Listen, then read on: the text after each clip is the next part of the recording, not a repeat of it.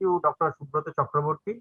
We have actually learned a lot. And in this whole session, I must thank all the good speakers, because in this session, all the daily clinical practice have been covered. So this RDW is a very, undermined topic in hematology, in daily clinical practice. That is of very much importance. Vitamin C is of regular use in this current scenario, and diabetes will come across almost daily in our daily clinical practice. So with this, I will not go to the questions after this session, because we are running short of time. I will be rather happy to hand over this session to the organizers, to Professor Parthasarathi Karmakar, to pass on to the next session immediately. Sir. Thank you, Dr. Soumitra Ghosh and Dr. Madhuchandra for offering a very good session. Now I will pass on to the next, yet another very interesting session, and that would be chaired by our Dr. Professor Shamur Banerjee. He is professor and head of, ex-professor and head of NLS Medical College and Vivekananda Institute of Medical Sciences. Then we have another chairperson, that is Dr. D.P. Chakraborty, who is senior consultant physicians of Kolkata, and another chairperson, that is Dr. P.P. Mukherjee, who is HOD and professor, Department of Medicine, National Medical College. I request Professor Shamur Banerjee, Dr. D.P. Chakraborty, and Professor P.P. Mukherjee to start the proceeding. Thank you, Partho, for giving me the chance to chair a session in this program. I'm really grateful to the organizers of the API West Bengal Bank, particularly Partho Karmakar. Today, Dr. Jothydev Kesavadev from Kerala will deliver a topic, and that is a very unique, the journey of insulin 100 years on the sands of time. You know that long back, there was no treatment for insulin. So many tablets have come, but insulin was the first drug which came in our use as an anti-diabetic agent. We lost many persons from our society, like Swami Vivekananda, Rabindranath Tagore, Ishwarchandra Vidyasagar, as there was no medicine for that. Ultimately, insulin was invented, and 100 years have passed. And I think Jothydev will discuss whether we have reached the ideal target or not. Jothydev Kesavadev is very close to me. If you want to talk about him, it will take enough time, I can say. Very young, energetic. From Kerala, he's an icon of diabetes from Kerala, highly associated with the association, RSSDI and other diabetic association. He is regularly maintaining one e-newsletter, regularly doing conferences. I request Jothydev to start his lecture on journey of insulin 100 years on the sands of time. Jothydev, please. Yeah, thank you very much, sir. And I am very glad that this session is chaired by our Shamur Banerjee, sir. We are very close. And thank you very much, API West Bengal, for this opportunity. In the next couple of minutes, in the next 20 or 25 minutes, I will try to keep it brief. This session is supported by Novo Nordisk. And my duty is to take all of you through this journey. And this is a journey through 100 years of discovery of insulin. So just look at this slide. And this was the fate of diabetes 100 years ago, before the discovery of insulin. You can see that sad face of the mother holding her child with type 1 diabetes. And at those times, before the discovery of insulin, there used to be only one therapy, and that is starvation treatment for diabetes patients requiring insulin. And the average duration of survival used to be around 1.5 years, even with the best of starvation treatment. And most of these patients used to die within weeks or months after the diagnosis. And this is those glorious four. And these are the four men behind the discovery of insulin. Frederick Banting and MacLeod, and they won the Nobel Prize, and they shared the Nobel Prize with Charles Best and Collins. And of course, this is a story known to you, all of you physicians. I know this is the physicians conference, and all of you are currently maybe very much involved even in the treatment of COVID-19. So when I am going through the history of 100 years of insulin discovery, I will probably give an emphasis on the last 1 decade, last 10 years, so that I'll be discussing in detail those insulins which are of pivotal significance, both for domestic use and for in-hospital use. Because you and me, we are all currently very much involved in the treatment of COVID-19. And this is history. On the 1st of July, 1920, when Frederick Banting, he was a surgeon, he was not a physician, he was a surgeon, and he opened his medical practice in London, Ontario, Canada. He was not a successful doctor because he used to get one patient a month.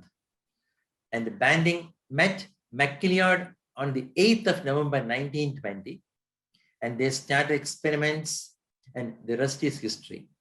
So I will keep it very brief. It was on the November of 1922 when August Krog visited Toronto in Canada. And you know who is August Krog? August Krog is one of the founders of Novo Nordisk. At that time, it was Nordisk Laboratorium. And the commercial production, of course, was initiated by Eli Lilly in 1922, soon followed by Novo Nordisk. And this is a long story. The first insulin, the Leo Insulin, you can, if you look closely at this slide, you can see the picture of a lion over there, the logo of Leo, and that is in the Danish language. And this is the insulin from Nordisk Laboratorium. In 1925, insulin Novo and Novo syringe were launched. So obviously, Nordisk and Novo were two separate entities then. In the late 1980s, they merged to form Novo Nordisk, and the rest is history. The largest producers of insulin in the world. So insulins were ever changing. It is not the same insulin. Insulins were ever changing. Initially, for more than 60 years, we had only the animal insulins, And then gradually, there came the human insulins. The human insulins, which could get rid of the allergy to the bovine and porcine insulin, which has lower chances of hyperglycemia. And then currently we are using more and more of older and newer analog insulins. In 1982, the first recombinant insulin was made commercially available, and some landmark innovations, insulin aspart.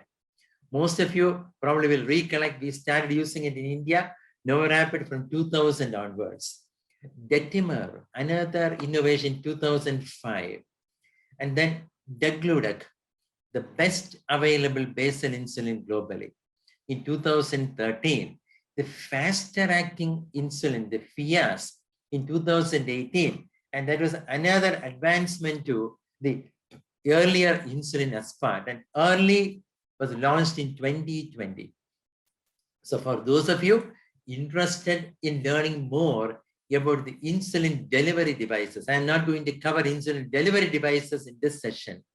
And that is also the history of last 100 years on the evolution of newer and newer delivery devices, which has culminated in even the do-it-yourself artificial pancreas.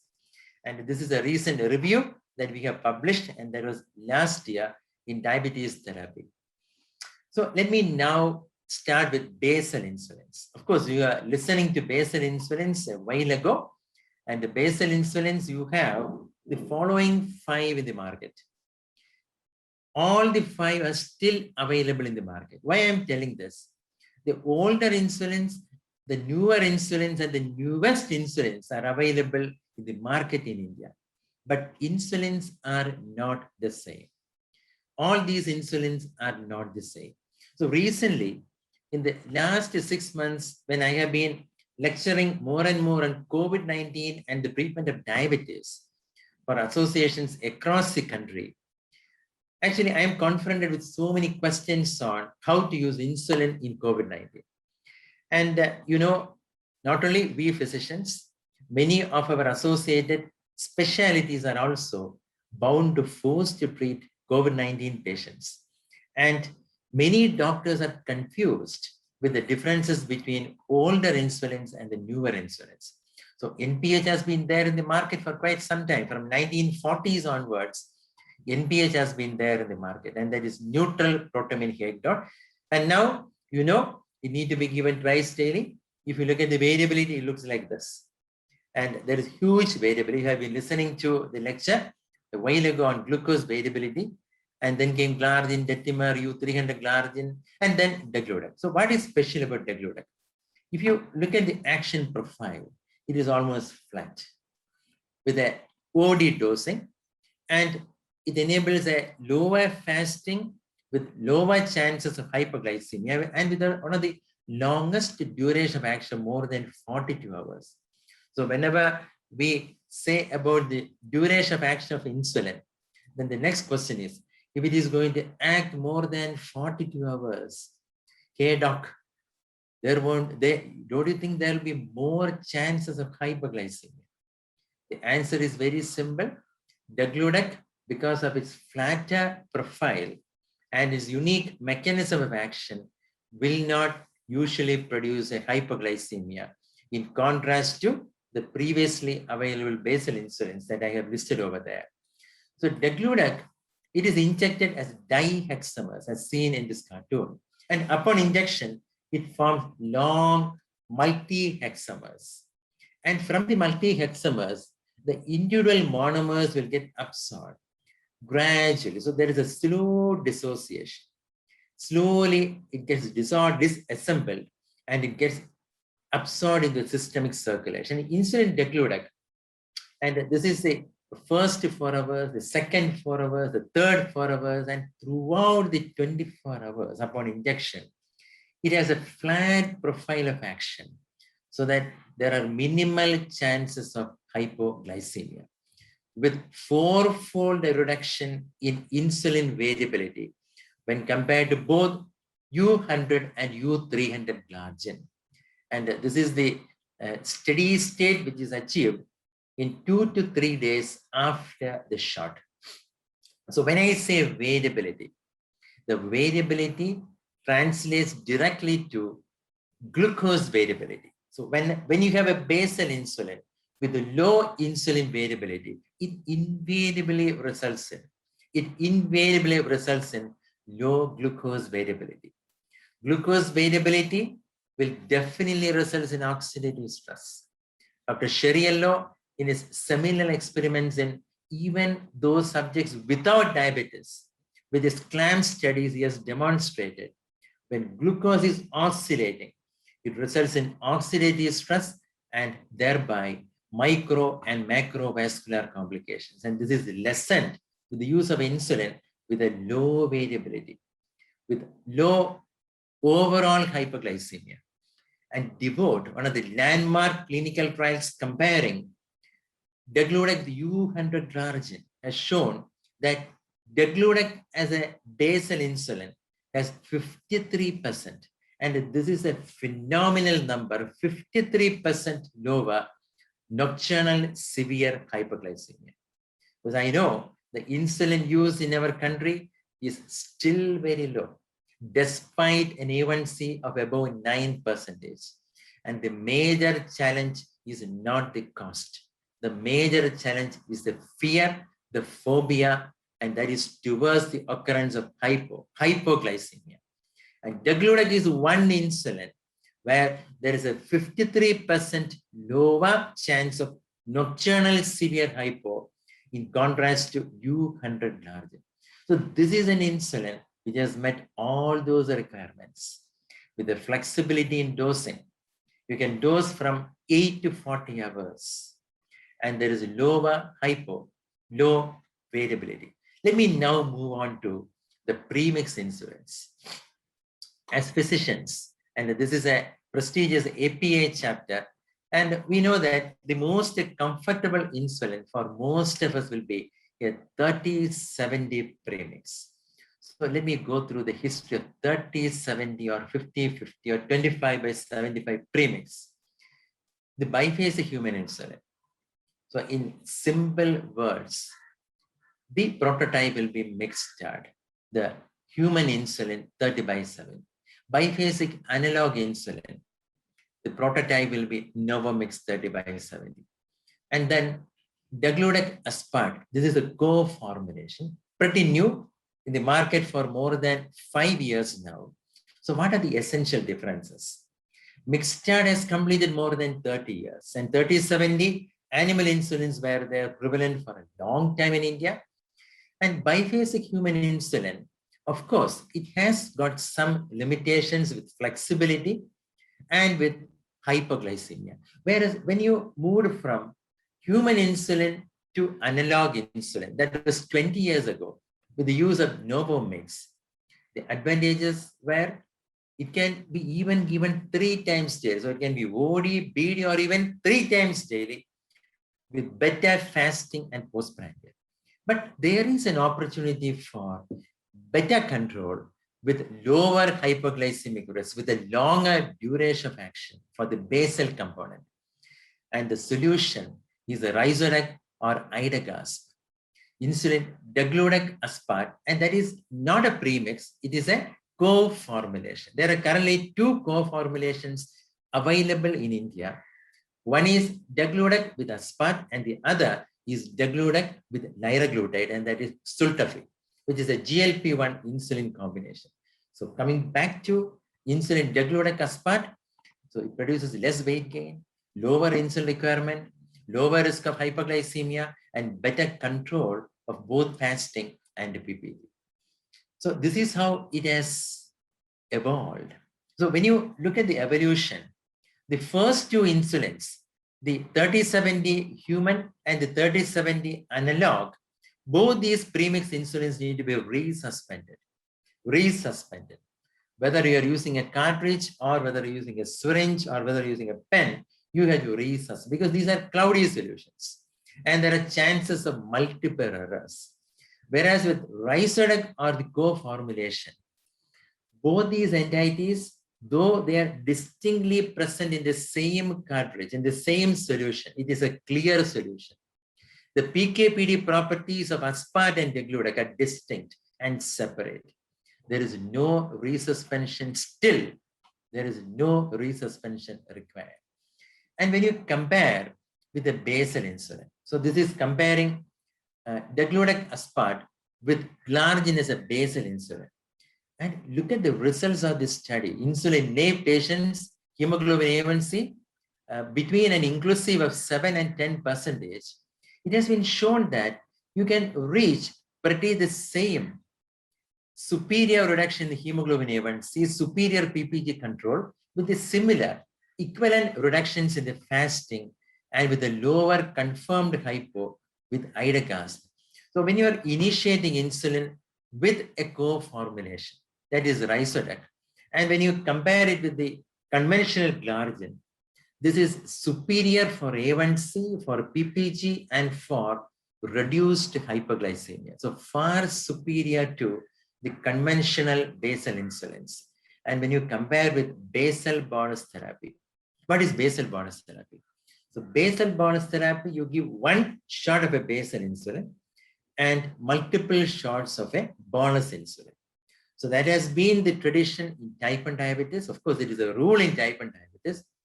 And in type 2 diabetes, many of those patients with a longer duration of diabetes require a basal bolus regimen. So even when you compare Idagasp with multiple daily injections, and when you look at the A1C, similar reduction in fasting, and with a numerically lower confirmed overall hypo, and again, with respect to hypo at night, that is a nightmare for all the physicians and patients. This is again significantly lower with this. So this is a newer approach. This is a better approach to insulin therapy. So conventionally, you start with the basal insulin, then you add one more newer, and that is a second insulin. So the patients will have 2 pens or 2 syringes to carry, 2 different cartridges to carry. Then you move from 2 injections to 3 injections, and from 3 injections to 4 injections. So this is usually the rule, the stepwise escalation of insulin therapy or intensification. Whereas if you start with once daily co-formulation, you start with once daily and then you step up to twice daily, and that's it. With a similar reduction in the hemoglobin A1C, with a similar reduction in the fasting, but the major advantage will be there is a significant reduction in the hypoglycemia. So this is a newer approach to insulin intensification compared to the conventional approach. So now let me move on to the evolution of mealtime insulins. That is also very important. So I am pausing here because the pre-meal insulin or the bolus insulin has been the major insulin of use. And this is the insulin which is of pivotal significance during the COVID pandemic, when most of us are using multiple daily injections in our patients affected and especially on steroids. So there again, you have the three major players in the market now: the regular human insulin, and the prototype will be Actrapid. Then you have Aspart, Lispro, and Glulysin. And these are the three analog insulins launched 20 years ago. And then you have the new member in the family, launched around 3 years ago, and that is FIAS, or faster acting insulin Aspart. So if you ask me what are the differences, since all the three generations are still available, even the human regular is still available in the market, the annual insulins have totally disappeared.